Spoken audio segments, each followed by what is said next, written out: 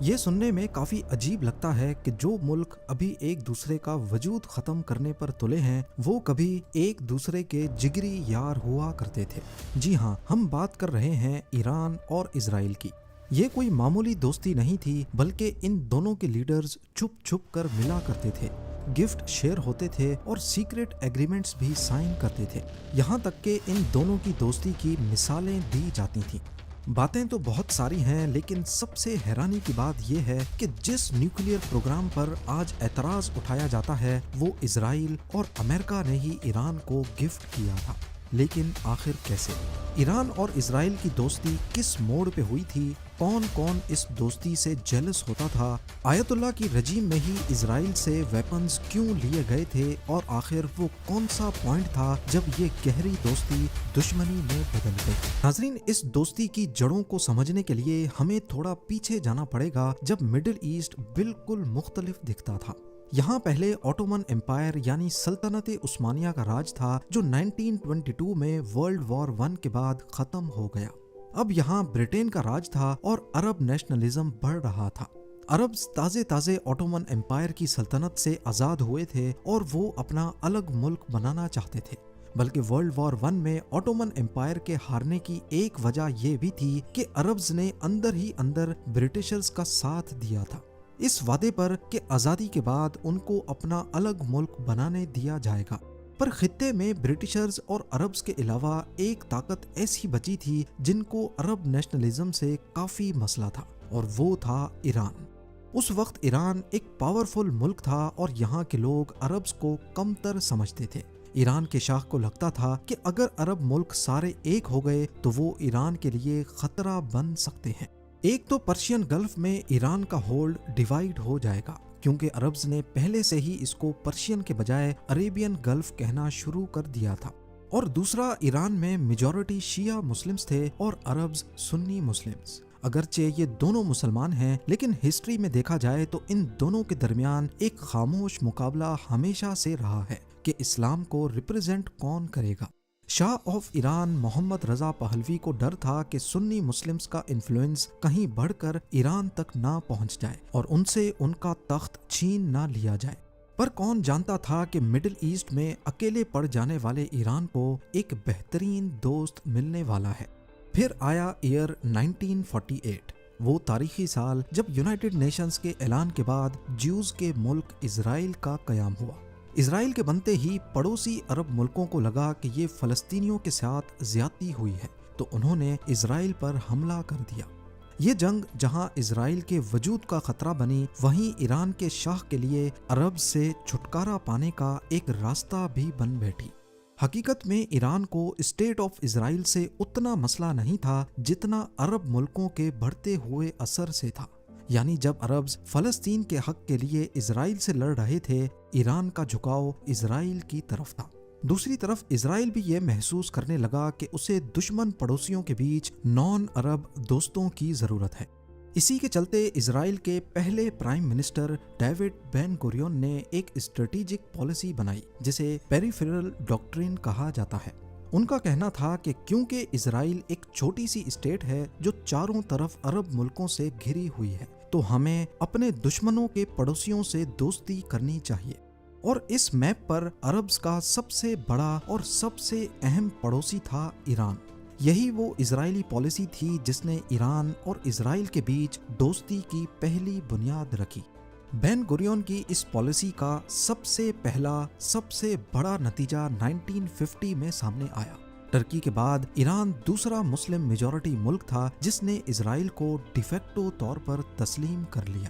ایران نے سوئٹزرلینڈ کی حکومت کے ذریعے اسرائیل کو ایک فارمل لیٹر بھیج کر نہ صرف انہیں ایکسپٹ کیا بلکہ دوستی کی پیشکش بھی کی۔ یہ آفیشل ڈے جوری ریکگنیشن نہیں تھی، بلکہ ایک ایسا خفیہ ایگریمنٹ تھا جس کا سب کو معلوم تھا، یعنی کہ اوپن سیکرٹ۔ دنیا کو لگتا تھا کہ ایران اسرائیل کو نہیں مانتا، مگر حقیقت میں شاہ آف ایران نے اسرائیل کے مشن کو تہران میں کھلنے کی اجازت دے دی۔ تہران میں اسرائیل کا ایک بہت بڑا آفس کھولا گیا جو بالکل کسی ایمبیسی کی طرح کام کرتا تھا، مگر اس کے باہر نہ اسرائیل کا جھنڈا تھا اور نہ ایمبیسی کا ورڈ لکھا تھا۔ لوگ جانتے تھے کہ یہ اسرائیل کا مشن ہے، مگر آفیشل طور پر اسے اسرائیلی ٹریڈ آفس کہا جاتا تھا یا کبھی کبھار کچھ اور۔ ایران اور اسرائیل نے ایک دوسرے کا کتنا اور کس کس موقع پر ساتھ دیا، یہ جاننے سے پہلے سمجھتے ہیں کہ آخر شاہ آف ایران نے ایک مسلم ملک ہوتے ہوئے اسرائیل کا ساتھ کیوں دیا۔ اس کے پیچھے 3 بڑے ریزنز تھے۔ شاہ اپنی مونارکی کو مضبوط کرنا چاہتے تھے اور ایران کو ایک ماڈرن پاورفل انڈسٹریل اسٹیٹ بنانا چاہتے تھے۔ اس کے لیے انہیں جدید ٹیکنالوجی اور ذہانت کی ضرورت تھی جو کہ اسرائیل دے سکتا تھا۔ دوسرا، ایران کے شاہ کو ایجپٹ کے جمال عبد الناصر سے ڈر لگتا تھا جو عرب نیشنلزم کا پرچم لہرا رہے تھے۔ شاہ کو لگا کہ ان کا اگلا نشانہ ایران ہو سکتا ہے۔ اس ڈر نے انہیں اسرائیل کی طرف جھکنے پر مجبور کر دیا۔ پر سب سے اہم وجہ تھی شاہ آف ایران کا امریکہ کے بہت قریب ہونا۔ 1953 میں ایران کے پرائم منسٹر موسادیق نے شاہ کی پاورز کم کرنے کی کوشش کی تھی، لیکن امریکہ نے ہی CIA کے ذریعے شاہ کی مدد کی اور ان کے تخت کو بچا لیا۔ اس واقعے کے بعد وہ ایک طرح سے امریکہ کے احسان مند تھے اور ان کی کوئی بات ٹالنا نہیں چاہتے تھے۔ امریکہ بھی یہی چاہتا تھا کہ ایران اور اسرائیل آپس میں دوست بن کر رہیں۔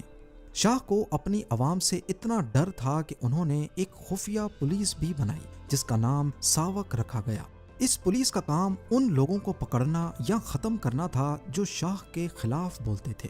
اور آپ کو یہ بات جان کر حیرت ہوگی کہ ساوک کو ٹریننگ دینے کے لیے اسرائیل نے موساد کے ایجنٹس کو ٹاسک دیا تھا۔ موساد نے ہی ساوک کو ٹریننگ دی کہ لوگوں پر کیسے نظر رکھنی ہے اور انٹروگیشن کیسے کرنی ہے۔ ساوک اور موساد کے بیچ انٹیلیجنس شیئرنگ روٹین کا معمول تھی۔ یہ دونوں ایجنسیز مل کر کمیونزم اور عرب ملیٹنٹ گروپس کو ٹارگٹ کرتی تھیں۔ نہ صرف اتنا، ایرانین ایئر فورس کے پائلٹس کو اسرائیل میں ٹریننگ بھی ملتی تھی۔ اسرائیل نے ایران کو ایڈوانسڈ ویپنز اور ٹیکنالوجی بیچی جو اس وقت عرب دنیا تصور بھی نہیں کر سکتی تھی۔ دونوں ملکوں نے مل کر میزائل ٹیکنالوجی پر بھی کام کیا اور نیوکلیئر ویپنز کی ٹیکنالوجی پر ریسرچ کے ایگریمنٹس بھی کیے۔ ایران کا وہ نیوکلیئر پروگرام جس کے پیچھے آج امریکہ اور اسرائیل پڑے ہیں، یہ اصل میں ان کی مدد سے ہی شروع کروایا گیا تھا۔ 1957 میں امریکن پریزیڈنٹ آئزن ہاور نے ایک کیمپین لانچ کی تھی جس کا نام تھا ایٹمز فار پیس۔ اس کا مقصد دنیا بھر میں امریکن الائز کو نیوکلیئر ٹیکنالوجی دینا تھا تاکہ وہ سستی بجلی پیدا کر سکیں۔ امریکہ نے ایران کو پہلا نیوکلیئر ریسرچ ری ایکٹر 1967 میں دیا جو تہران یونیورسٹی میں لگایا گیا تھا۔ مزے کی بات یہ ہے کہ اس وقت اسرائیل نے ہی ایران کے نیوکلیئر سائنٹسٹ کو ٹریننگ دی تھی جن کو آج چن چن کر ختم کیا جا رہا ہے۔ ایران اور اسرائیل کی دوستی صرف ملٹری الائنس پر ڈیپینڈ نہیں کرتی تھی بلکہ اکنامی اس دوستی کا سب سے مضبوط حصہ تھی۔ اسرائیل کو تیل کی ضرورت تھی اور عرب ملکوں نے انہیں تیل دینے سے بائیکاٹ کیا ہوا تھا۔ ایران جو کہ اسرائیل کا دوست تھا، اس کے پاس تیل تو بہت تھا لیکن وہ تیل اسرائیل تک پہنچانے کے لیے کوئی راستہ نہیں تھا۔ اگر تیل کے کنٹینرز پرشین گلف سے ریڈ سی اور پھر سوئز کینال سے گزر کر اسرائیل جانے کی کوشش کرتے تو یہاں مسئلہ یہ تھا کہ سوئز کینال ایجپٹ کے کنٹرول میں تھا جو کہ عربز کے ساتھ کھڑا تھا اور ایجپٹ کسی بھی صورت ایسا نہیں ہونے دیتا۔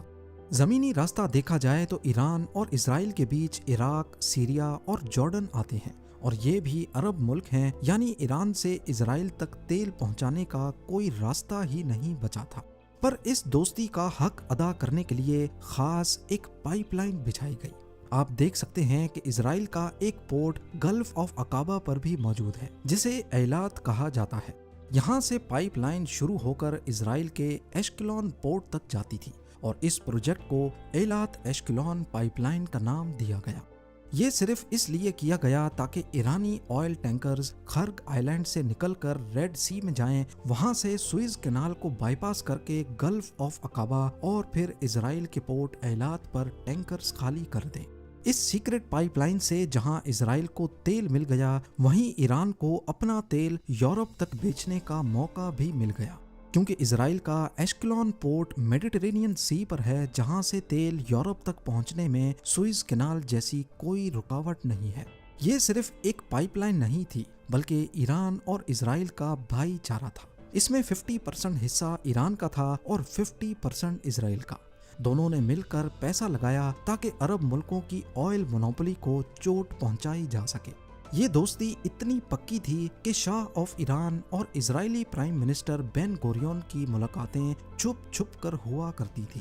بین گوریون جب تہران ایئرپورٹ پر اترتے تو ان کو وگ لگی ہوتی تھی تاکہ میڈیا کی نظروں سے بچ کر نکل سکیں۔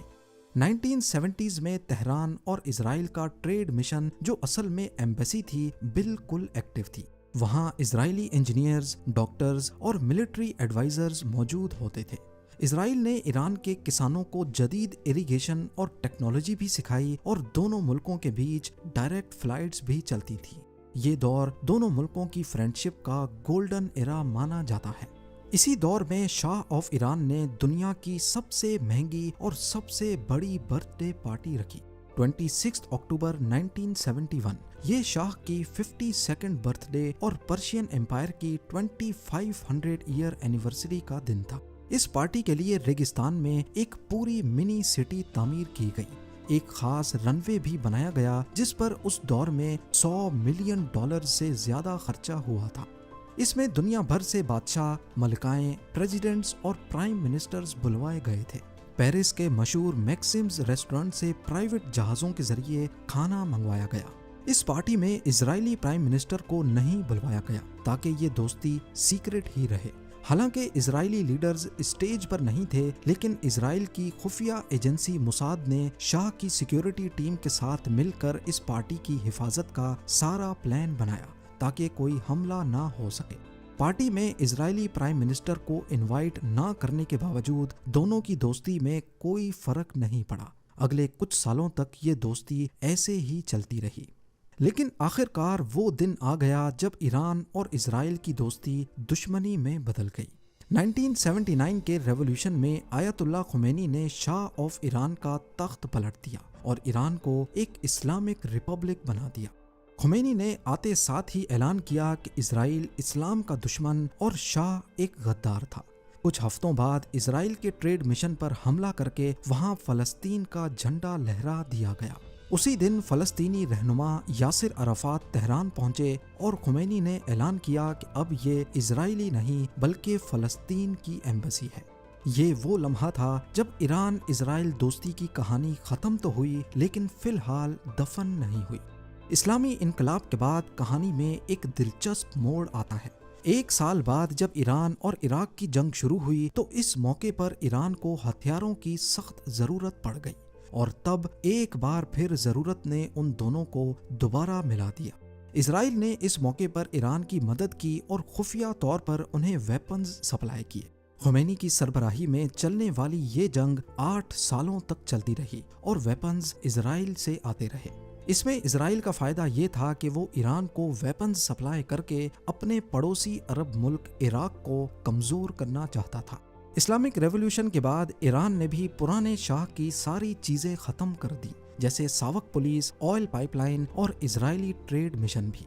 پر ایک چیز جو ایران کو اسرائیل اور امریکہ نے گفٹ کی تھی وہ خمینی نے دوبارہ کھول دی، اور وہ تھا ایران کا نیوکلیئر پروگرام۔ 1990 میں ایران عراق جنگ ختم ہوئی تو اسرائیل نے محسوس کیا کہ اب خطرہ عراق نہیں بلکہ ایران کا وہ نیوکلیئر پروگرام ہے جو اب اسلامک ریولوشنسٹ کے ہاتھوں میں پڑا ہے۔ اسی دور سے ان دونوں کے بیچ ایک شیڈو وار شروع ہوئی جس کو لے کر آج تک جنگیں ہو رہی ہیں، اور یہی وہ پوائنٹ تھا جب ایران اسرائیل کی دوستی پوری طرح دفن ہو گئی۔ امید ہے زیم ٹی وی کی یہ ویڈیو بھی آپ لوگ بھرپور لائک اور شیئر کریں گے۔ آپ لوگوں کے پیار بھرے کامنٹس کا بے حد شکریہ۔ ملتے ہیں اگلی شاندار ویڈیو میں۔